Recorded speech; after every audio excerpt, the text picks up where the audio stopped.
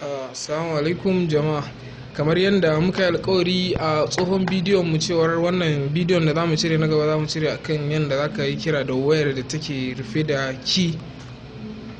Misali mutane sukan sa wa wayar su ki da tunanin kar a sace musu, kar wani ya zo ya bude musu ba tare da sun sani ba ko wani abu, sai dai sukan manta da cewar zaka iya yin accident ka fita hayyacinka, ko kuma a wayar taka ta zama ta faɗi kafin ka samu daman kira ko wani abu wanda ya tsinta zai iya kiranka. To ya za a yi amma ya kira bayan wayar tana ki? To yanda za a yi kira shine akwai abin da ake kira emergency call. Emergency call asali an kirkire shi ne saboda kiran ko ta kwana, kamar kiran 'yan kwana-kwana. Kamar a nan Nigeria muna amfani da 1122 122 ko 122 ne. So ya za a yi kai kira da wayan da take rufe dai shine priority ba a yau. So yanda za a yi kai kiran shine fari za ka yi adding number ne, kamar yadda kuke ganin nan wurin a sama an rubuta emergency information. Za ka yi holding emergency information, za ka yi tapping so biyu.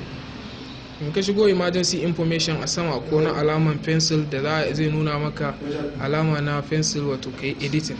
Idan ka taba zai ce ka bude wayar, hakan yana nufin ka tabbata kai ne mai wayar. Bayan ka bude wayan zai kawo ka asalin gurin da za ka yi adding contact na emergency. Misali nan an ce ga add contact, so sai ka nemo wani relative naka ko ma wani abokinka ne dai wanda kake ganin misali shi ne kake bukatar duk wani abu na ujula in ya tashi a neme ka. Misali yanzu na yi adding contact guda ɗaya gashi nan, my sister.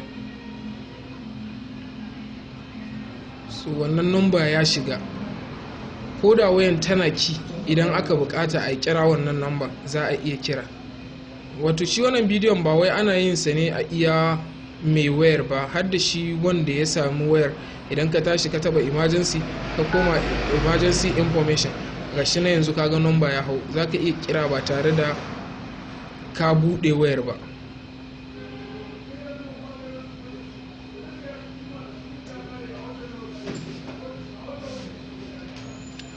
So haka dai za ka yi amfani da wannan system din wajen bude wayar da kira da wayar da take rufe, ko kuma adin number kai ma wanda kake so in dai ka samu matsala a kira wayarka.